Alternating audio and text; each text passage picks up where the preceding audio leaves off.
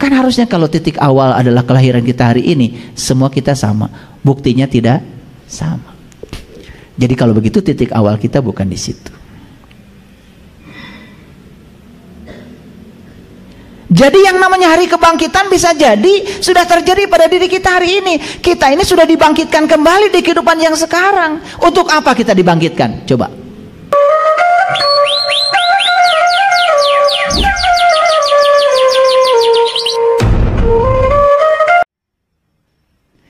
Sesederhana itu sebetulnya. Ya. Yuk, kita baca bahasa Indonesianya aja karena takut nggak ngerti bahasa Arab. Hanya kepada Allah lah kamu semuanya akan dikembalikan. Setuju? Setuju? Mau kembali pada Allah? Mau. Karena kita berasal dari Allah, harus kembali kepada Allah. Syaratnya apa tadi? Syaratnya harus sudah seperti Dia. Nih. Air, kalau gabung dengan air, langsung bersenyawa.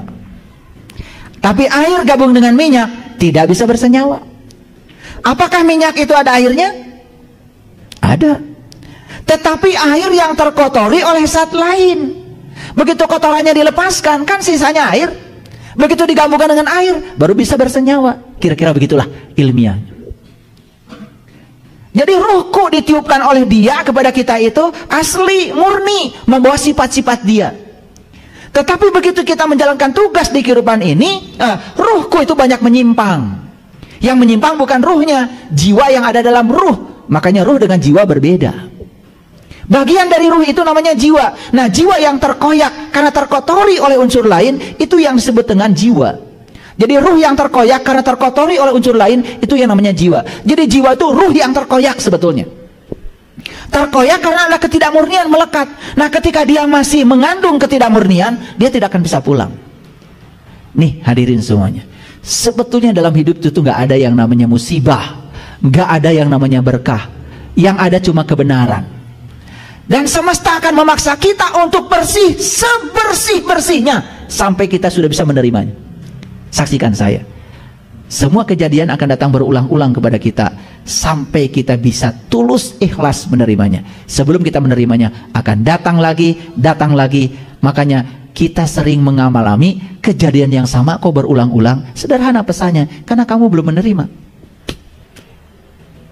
Setelah menerima, selesai kejadian itu, diganti kejadian lain, bukan berarti selesai. Enak aja. Karena yang namanya jiwa ini harus terus mengalami peningkatan kedewasaan. Untuk meningkat kedewasaannya, agar menjadi seperti Dia lagi, maka dikuatkan, didewasakan, dilembutkan, disabarkan, diluaskan, dilapangkan, gitu. Tidak ada upaya semesta yang buruk. Cuman kita tidak punya pengetahuan melihat itu seakan-akan keburukan. Karena dari kecil kita sudah terjebak benar salah, berkah musibah, baik buruk, itu yang menyebabkan jadi hambatan bagi kita. Padahal setiap realitas itu adalah kebenaran. Tidak ada satu peristiwa di semesta pun yang terjadi tanpa kehadiran Dia, bukan? Itulah kalimat la ilaha illallah. Jadi la ilaha illallah itu yang mana sih? Yang bukan Dia. Itulah ilaha illallah itu. Jadi bukan ditulis di mobil.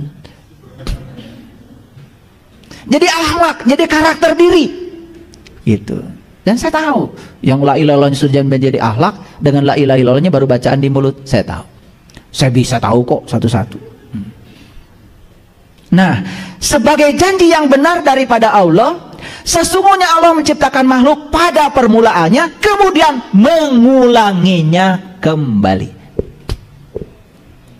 Itu yang namanya siklus. Jadi kalau kita tidak suka dengan istilah siklus, ya terus mau seperti apa saya menjelaskannya? Karena siklus ini bukan soal keyakinan, ini sudah jadi hukum alam.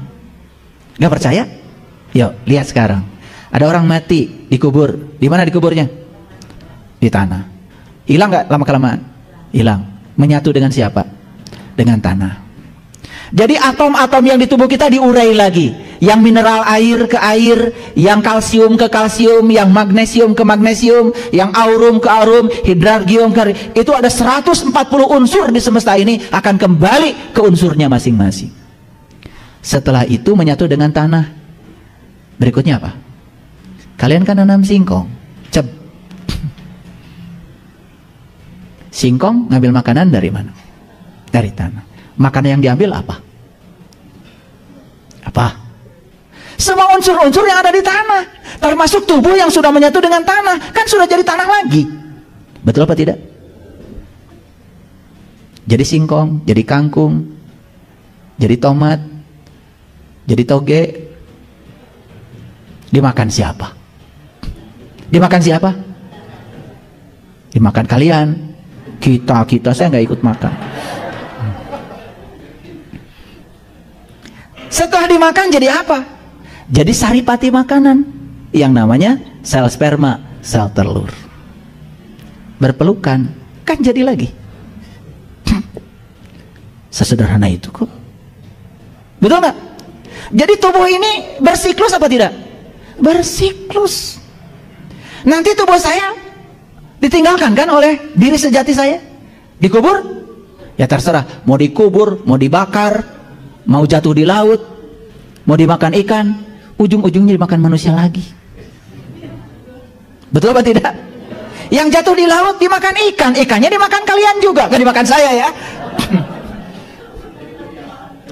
Itu siklus. Jadi yang bersifat materi saja bersiklus, apalagi yang bersifat ruhani, karena dia abadi. Untuk menjalankan kehidupan kan perlu tubuh. Kan saya bilang tadi, kalian nyubit di mana? Di sini. Kalian dicubit di mana? Enak kalian dicubit udah nggak punya tubuh. Nggak kerasa dong. Itu bukan hari pembalasan itu. Hari pembalasan itu harus sama dan setimpal. Fama ya'mal misqala dzarratin wa may ya'mal misqala dzarratin. Pinter kalian. Udah ngelotok ayatnya. Cuman kesadarannya nggak ada, itu aja.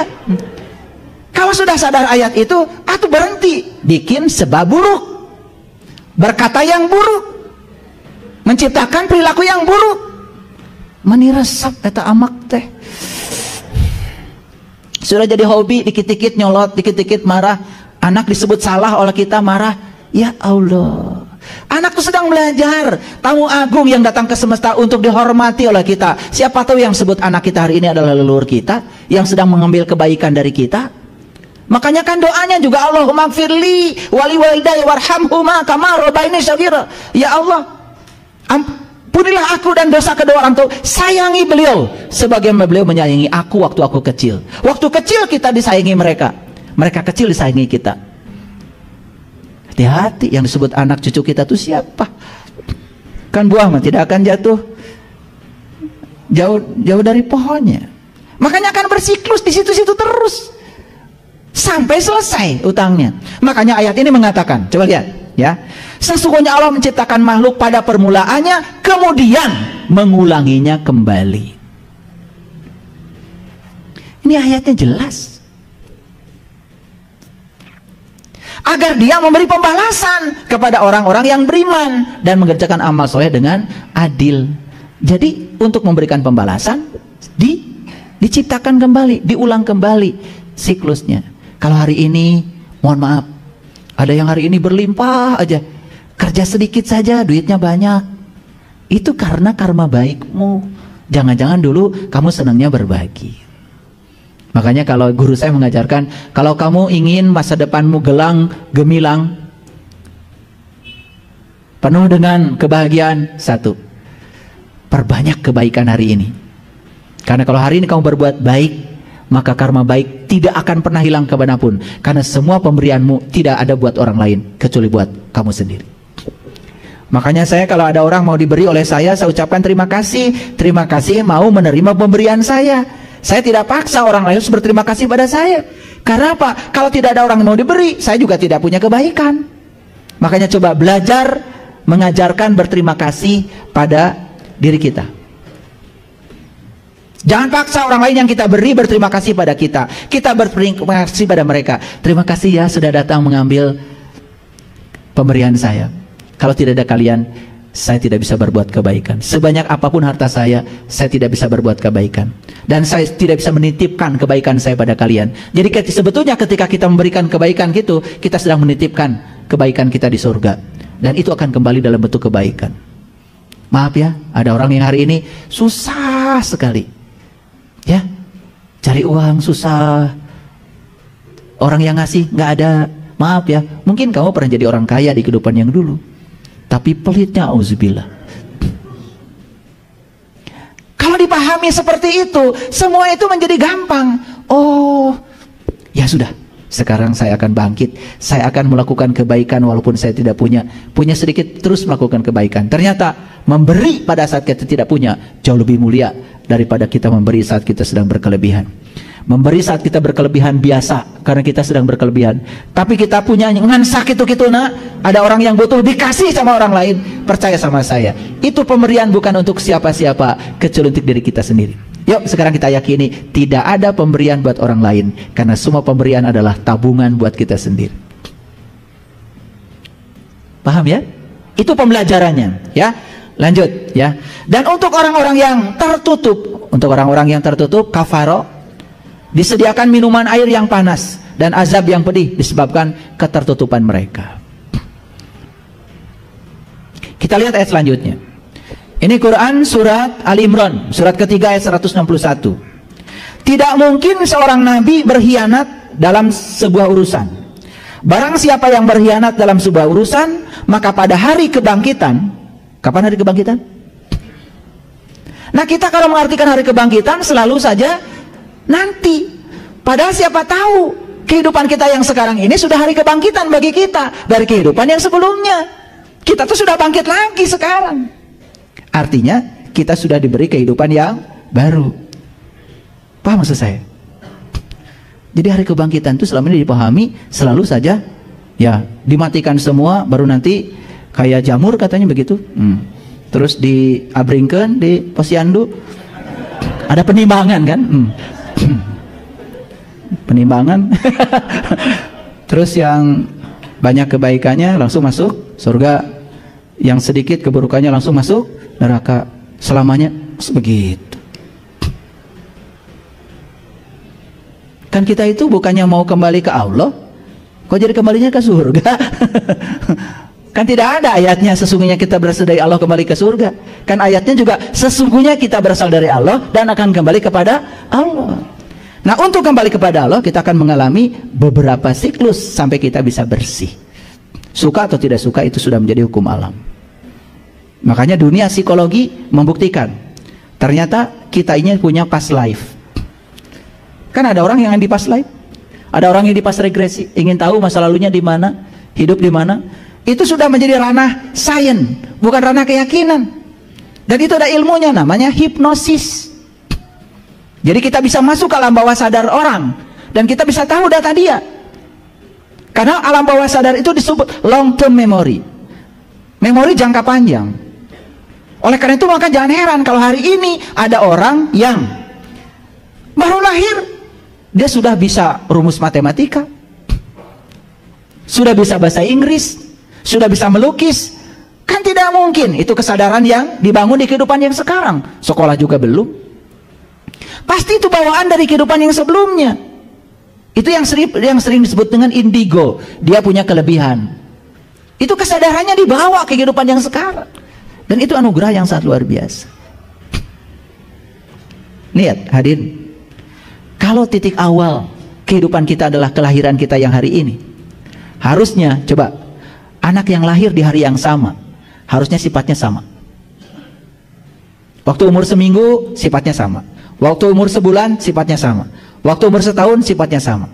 Kenyataan lahir di hari yang sama, umur sebulan, 2 bulan, karakternya sudah kelihatan berbeda. Ada yang dari kecil sudah mulai pelit, ada yang dari kecil sudah mulai pengen menang sendiri, ada dari kecil sudah mulai pemarah, ada dari kecil sudah mulai pendendam, ada dari kecil sudah mulai baperan, ada dari kecil sudah mulai kelihatan karakter-karakter jahatnya. Kan harusnya kalau titik awal adalah kelahiran kita hari ini, semua kita sama. Buktinya tidak sama. Jadi kalau begitu titik awal kita bukan di situ. Jadi yang namanya hari kebangkitan bisa jadi sudah terjadi pada diri kita hari ini. Kita ini sudah dibangkitkan kembali di kehidupan yang sekarang. Untuk apa kita dibangkitkan? Coba. Untuk apa dibangkitkan? Bukankah kita dibangkitkan untuk melunasi utang? Betul? Kan kita dibangkitkan itu untuk melunasi utang di alam hisab. Kapan alam hisab? Sekarang. Bisa menghisab sekarang. Karena itu kata ayat Iqra kitabaka kafa binafsika al-yauma 'alaika hasiba. Bacalah kitabmu, cukuplah hari ini dirimu menjadi saksi atas segala perbuatanmu sendiri. Itu namanya muhasabah. Muhasabah itu bukan nangis-nangisan. Setelah itu kemudian nggak berubah apa-apa kesadarannya, bukan. Muhasabah itu seperti tadi, begitu dak ada peristiwa, sabar dulu. Jangan-jangan peristiwa yang terjadi pada saya itu karena saya yang mengundang. Tidak mungkin ini terjadi pada diri saya kalau bukan saya yang menariknya. Karena saya tidak mungkin tiba-tiba ketiban satu peristiwa secara kebetulan tanpa ada sangkut paut dengan diri saya. Saya yakin ini adalah bagian dari akibat yang harus saya pertanggungjawabkan dari sebab yang saya buat. Gampang menerimanya? Muhasabah bukan itu? Nah itu yang disebut dengan hari hisab. Terus kita menghisab diri, terus menghisab. Hari hisab itu sekarang oleh kita sendiri. Maka lama-kelamaan kita menjadi berubah. Lama-kelamaan kita akan bisa menyucikan semua kotoran dalam jiwa kita untuk siap innalillahi wa inna ilaihi raji'un. Masuk akal? Oke, ini ayatnya. Ia akan datang membawa apa yang dikhianatkannya itu. Kemudian tiap-tiap diri akan diberi pembalasan tentang apa yang ia kerjakan dengan setimpal. Ya, kullu nafsim maka sabat wahum la yudlamun. Jadi tiap-tiap diri akan mendapatkan pembalasan tentang apa yang dia kerjakan setimpal. Dan mereka tidak akan dianiaya. Artinya tidak akan ada yang terzolimi. Jadi Allah tidak mungkin menyiksa kita. Yang menyiksa kita adalah sebab yang ditimbulkan oleh kita sendiri. Masuk akal? Anak saya yang pertama mau melahirkan. Itu tepat pada saat saya mau pergi ke Al-Aqsa. Saya mau pergi ke Yerusalem. Kemudian saya bilang sama cucu saya pegang perutnya. Tenang-tenang ya. Jangan sekarang dulu. Nih, kakek mau pergi dulu. Nanti ya pulang dari sana. Begitu saya ngomong gitu, mulusnya hilang. Begitu saya 10 hari pulang dari sana, nyampe Jakarta, anak saya telepon. Ayah, sekarang udah mulus. Sekarang bener. Udah, kamu pergi aja ke rumah sakit. Saya suruh suaminya bawa ke rumah sakit. Di rumah sakit, mohon maaf, ketemu dokter pertama. Kata dokternya, wah ini sungsang, macam-macam bawahnya. Ini nggak bisa melahirkan normal, harus sesar. Telepon saya lagi, ya gini, nggak boleh. Pindah dokternya, pindah ke rumah sakit yang lain. Saya nggak nyebut nama rumah sakitnya ya, ke rumah sakit lain lah. Bahkan dokternya itu tidak sekeyakinan dengan saya. Tapi begitu masuk ke situ, kata-katanya menenangkan. Tenang, Tuhan itu menciptakan bayi dalam rahim sudah disesuaikan dengan jalannya. Karena anak saya jadi tenang. Dalam perjalanan saya dari Jakarta ke sini, langsung saya ke rumah sakit. Anak saya sedang teriak-teriak, kesakitan. Saya bilang, teh, seperti dulu mama waktu melahirkan teteh. Saya cuma bilang begitu aja. Persis seperti ini. Waktu mama melahirkan teteh. Itu aja. Jadi sekarang teteh sedang belajar merasakan. Seperti ini loh, saat kamu dilahirkan ibumu berteriak. Sekarang kamu melahirkan seperti ini. Allah mengajarkan kepada kita. Supaya kita lebih hormat pada seorang ibu. Saya bilang sama anak saya, teteh sudah bisa nangkap pelajarannya? Sudah ya. Apa pelajarannya? Jadi teteh sekarang bisa merasakan apa yang dirasakan mama. Selama ini teteh sombong, merasa punya anak karena teteh dewasa. Bukan. Karena Allah ingin mengajarkan rasa yang sama yang dirasakan pada ibumu dan sekarang kamu merasakan. Begitu sudah terima pesannya seperti itu di depan saya, beral aja keluar. Jadi cara Allah mengajarkan itu seperti itu. Cuman kita kan malah teriak-teriak gitu kan.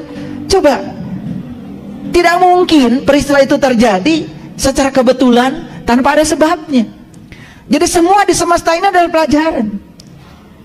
Jadi waktu saya bilang, Teteh sudah bisa menangkap pesannya Allah? Sudah ya. Apa? Seperti ini Mama dulu melahirkan sakitnya. Ya, biar Teteh merasakan, supaya Teteh lebih hormat pada Mama. Itu aja. Langsung keluar. Bahkan saat keluar dokternya belum siap. Untung saya siap. Paham maksud saya? Jadi ada yang buruk gak dalam hidup? Selagi-lagi yang buruk adalah nih pikiran. Ya, oke, lanjut dulu. Katakanlah, inkah aku beritahukan kepada kamu, ini surat Al-Maidah, surat kelima ayat ke-60. Katakanlah, inkah aku beritakan kepada kamu tentang orang-orang yang lebih buruk pembalasannya dari sisi Allah, yaitu orang-orang yang dikutuki dan dimurkai Allah. Di antara mereka ada yang dijadikan kera, ada yang dijadikan babi, karena mereka menyembah togut. Mereka itu lebih buruk tempatnya dan lebih tersesat dari jalan yang lurus. Ini ayat nggak bisa dibantah. Nggak bisa dibantah. Di hari kebangkitan dia bangkit lagi, tapi di hari kebangkitan itu tidak punya tubuh seperti ini lagi, dan malah dia masuk ke tubuh yang lebih rendah. Di ayat ini babi dan kera.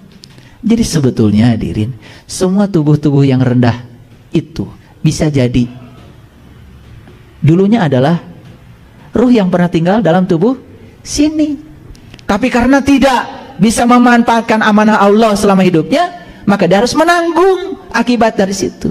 Masuklah ke tubuh yang lebih rendah lagi, dan dia akan bertahun-tahun di situ sampai selesai semua kotorannya. Cinta kasih Allah bukan itu? Kucing di rumah kita, meow, ya, meow, ya. Dulu saya di kasur itu, sekarang hanya boleh di sini. Dulu saya kalau makan dagingnya, sekarang saya hanya dikasih cucuknya. Jangan-jangan itulah sebetulnya perjalanan seseorang untuk disucikan. Itu sebenarnya neraka itu. Cuman kita nggak sadar. Makanya hadirin semuanya, tidak ada peluang untuk bertemu dengan jati diri kita kecuali saat kita punya tubuh yang sempurna ini. Ini kendaraan terhebat. Ini kendaraan yang luar biasa yang disediakan semesta untuk mempertemukan jiwa dengan Dia. Hanya ketika punya tubuh ini kita bisa menemuinya. Makanya di Quran dikatakan, walaqad dara'na li jahannam katsiran minal jinni wal ins lahum qulub la yafqahuna biha walahum a'yunun la yubsiruna biha walahum adhanun la yasma'una biha ulaika kal an'am bal hum adall. Mereka yang punya kalbu tidak digunakan untuk melihat, mendengar dan memahami. Mereka itu sama saja dengan binatang. Ulaika kal an'am bal hum adall, bahkan lebih hina dari binatang. Jadi kesimpulannya, banyak kelihatannya sebagai manusia, tetapi dia tidak bisa menjaga kemanusiaannya sebagai manusia. Malah justru dia dihuni oleh sifat kebinatangan dalam kemanusiaannya. Maka dia akan turun menjadi seperti ini. Maka di ayat ini dikatakan mereka akan menjadi kera atau babi. Bahkan di Quran surat Al-Baqarah 65 Allah mengatakan, barang siapa yang melanggar perjanjian dengan Allah, maka aku akan jadikan dia kera yang amat hina. Tahu kera? Kera? Masa nggak tahu? Itu hadirin, jangan sampai kita di kehidupan yang akan datang malah justru jatuh untuk memenuhi tubuh-tubuh yang lebih rendah. Yuk, mumpung kita sedang menjadi manusia, kita pertahankan kewibawaan sebagai manusia. Gunakan potensi kita sebagai manusia untuk memanusiakan diri kita sebagai manusia. Paham sampai sini? Oke.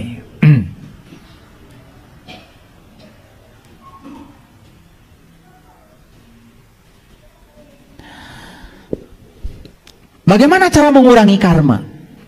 Ada caranya tuh. Ternyata ada bonus. Jadi Quran juga ngasih diskon. Barang siapa yang datang membawa amal baik, maka baginya kebaikan 10 kali lipat. Datang ke mana? Datang ke sini, sekarang, di kehidupan ini. Bisa saja nanti kita datang lagi di kehidupan yang akan datang. Tetapi barang siapa yang datang membawa amal baik, maka baginya kebaikan 10 kali. Jadi kalau hari ini kita melakukan kebaikan dan kita harus datang lagi ke sini, maka kebaikan kita dikali 10. Bukankah itu adalah diskon? Dan barang siapa yang datang membawa perbuatan jahat, maka dia tidak diberi pembalasan, melainkan seimbang dengan kejahatannya. Luar biasa. Hadirin, lihat saya semuanya. Jadi kalau hari ini kita mendapatkan balasan dari kejahatan kita, itu sudah diskon. Karena kalau kejahatan itu cuma dikali 1. Tapi kalau kebaikan dikali 10, coba. Masa tidak tertarik untuk berbuat kebaikan? Yuk sekarang uangnya jangan taruh di dompet, taruh di surga. Pindahkan. Jangan taruh di saldo banyak-banyak, taruh di surga. Pindahkan ke surga. Tahu cara memindahkannya? Tahu belum? Ambil uang itu ketika ada orang yang datang ke rumah membutuhkan, kasih. Ambil uang itu secukupnya kalau ada orang yang susah, sakit, kasih. Ambil uang itu kalau ada orang yang perlu bantuan kita, kasih. Itu namanya menyimpan uang di surga. Itulah yang akan jadi bekal kita. Gimana ambil semua? Jangan, sisakan. Jangan jadi orang bodoh baik hati. Nah itu namanya orang bodoh baik hati. Semua dihabiskan sampai dianya susah. Itu jangan. Ya, jangan. Yang paling bagus itu ya tentu saja pertengahan ya. Jadilah umat pertengahan. Baik, kita teruskan. Jadi kebaikan dikali berapa? Keburukan dikali berapa? Oleh siapa? Oleh Allah. Luar biasa bukan? Tertarik melakukan mana? Yuk, semua kebaikan dikali 1. Kalaupun kita terlahir ke sini gak dikali. Tapi kalau semua keburukan cuma dikali 1, tapi kebaikan dikali 10. Nah kalau saya nggak tunjukkan ayatnya kan nanti nggak percaya, betul nggak? Nah coba lihat bahasa Arabnya. Man jaa bil hasanati falahu asyru amsalihha. Asyru 10. Wa man jaa bisayyiati fala yuzailla mislaha wa hum la yudlam. Siapa yang datang membawa kebaikan, kebaikannya dikalikan 10. Jadi kalau dulu pernah bantu orang 100.000, datang lagi ke kehidupan yang selanjutnya sudah kali 10. Luar biasa? Luar biasa. Tapi kalau dulu pernah mencuri uang 100.000, datang di kehidupan selanjutnya hanya akan dicuri 100.000. Diskon bukan ini? Ini sale namanya. Jadi jangan dikira yang suka bagi-bagi diskon itu cuman mau. Allah juga ngasih diskon. Luar biasa. Betapa besar cinta kasih Allah kepada kita. Tertarik melakukan kebaikan? Tertarik? Mau melakukannya? Kapan? Janjimu.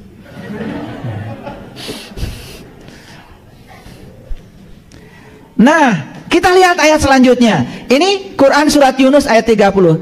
Di tempat itu tiap-tiap diri merasakan pembalasan dari yang telah dikerjakannya dahulu. Mana tempat itu? Nah kita kadang-kadang kalau baca Quran tuh suka nggak jelas.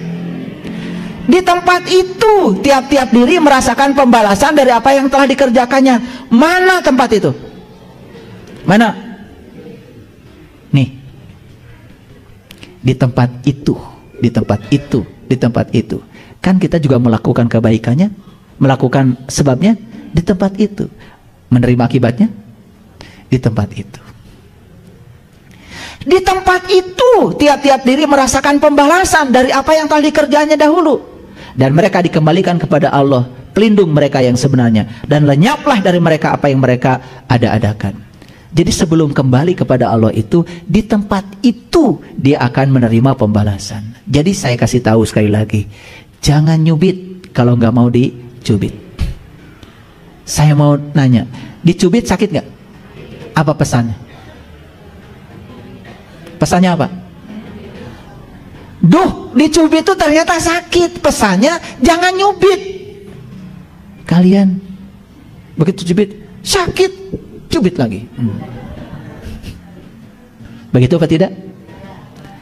Dikata-katain orang nggak enak itu sakit, pesannya apa?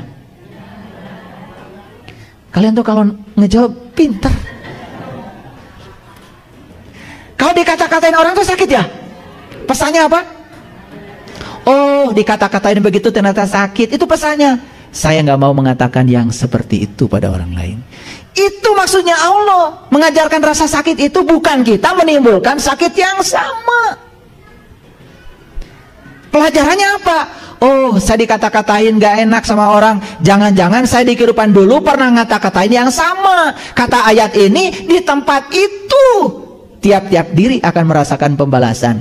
Di sini tiap-tiap diri akan merasakan pembalasan. Di sini hadirin. Oleh karena itu, hati-hati dengan kehidupan. Hati-hati. Sing asak-asak tini mangan. Kalau mau berkata, bertindak, pikirkan dulu yang matang. Kalau mau mengatakan sesuatu, timang-timang. Yang mau dikatakan ini nyinggung orang apa tidak? Menyakiti orang apa tidak? Coba belajar begitu. Luar biasa. Kalau nggak percaya nanti buka lagi di rumah surat Yunus ayat ke-30 ini. Ya.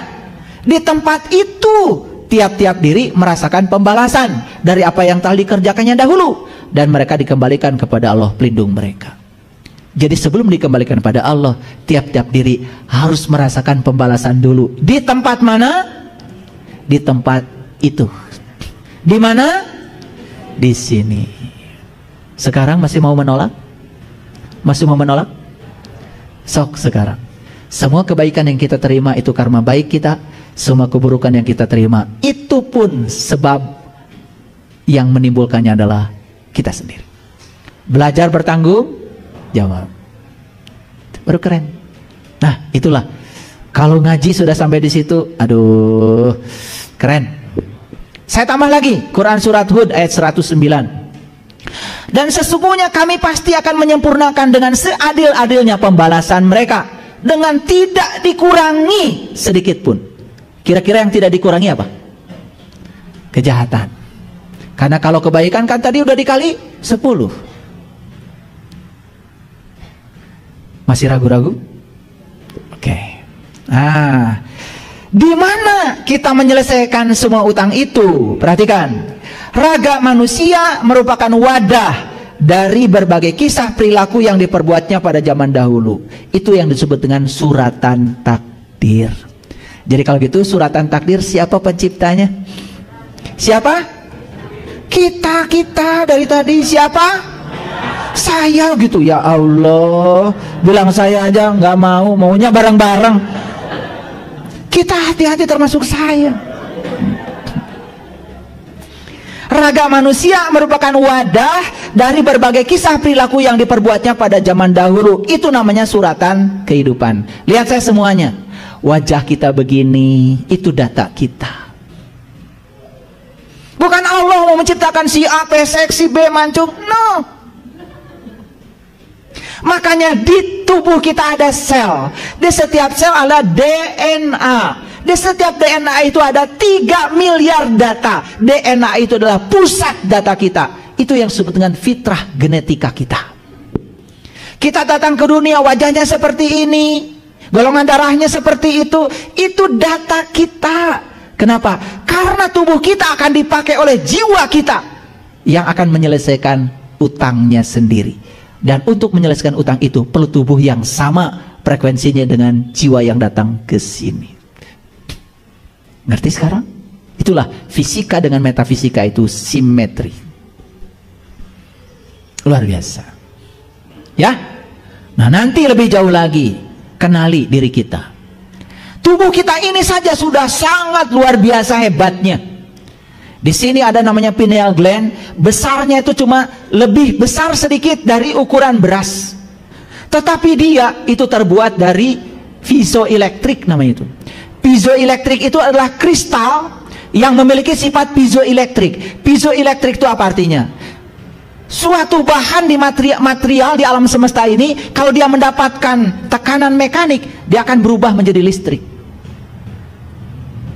Jadi pineal gland kita ini, batara guru kita ini terbuat dari kristal piezoelektrik, dan kalau mendapatkan sedikit saja tekanan, dia akan memancarkan gelombang elektromagnetik yang sangat luar biasa. Kapan itu bisa terjadi? Itulah harus tahu ilmunya. Kalau kalian bisa masuk ke situ, pineal gland ini bisa menghasilkan morfin dengan kekuatan 200 kali lebih hebat daripada morfin sintesa buatan manusia. Sebetulnya tidak perlu ada narkoba kalau mereka tahu kekuatan pineal gland ini. Luar biasa.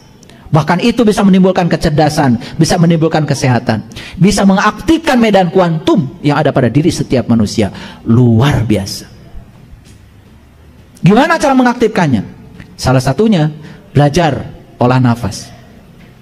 Ketika kita tarik nafas dalam-dalam, ini otak kita ini terhubung ya dari ujung sini lewat tulang belakang sampai ke tulang ekor. Ketika kita tarik nafas, menekan bagian sini, di sini ada zat kimia yang didorong ke atas melalui tulang belakang naik ke sini. Dan ketika piezoelektrik itu mendapatkan tekanan dari cairan yang terdorong ketika kita olah nafas, di situ akan terjadi yang namanya pelepasan endorfin, pelepasan melatonin. Luar biasa. Makanya orang-orang tua kita dulu mengajarkan bangun jam 1 sampai jam 4 di sepertiga malam. Ternyata jam 1 sampai jam 4 itu adalah tempat di mana pineal gland kita sedang menghasilkan melatonin yang sebanyak-banyaknya untuk kesembuhan tubuh kita. Wah, ternyata ya, kalau belajar spiritual secara saintifik itu semuanya kebuka, keren jadinya. Pernah belajar olah nafas? Saya dari tadi nanya, kalian tuh selama ini belajarnya apa? Tanya belajar ini enggak, belajar ini enggak, yang pokok-pokok enggak. Itulah yang menyebabkan kita sekarang hidupnya penuh dengan, maaf dalam tanda kutip, penderitaan. Banyak konflik karena potensi besar yang Allah berikan pada kita sampai sekarang belum kita manfaatkan. Baik, di mana catatan karma itu berada?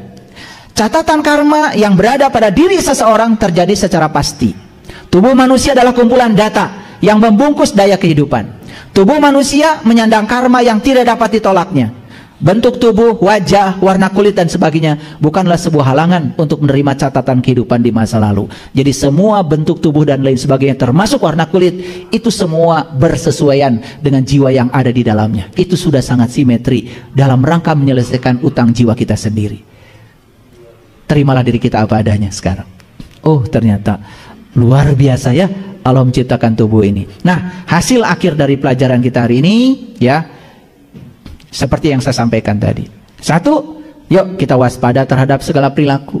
2, pertimbangkan sebaik mungkin kata yang mau diucapkan, karena setiap kata yang diucapkan akan tersimpan datanya dalam diri kita. 3, bertimbang cipta sebelum bertindak. Yang keempat, merasa sebelum terasa, terasa sebelum merasa. 5, tepa salira, perlakukan orang lain seperti kita ingin diperlakukan.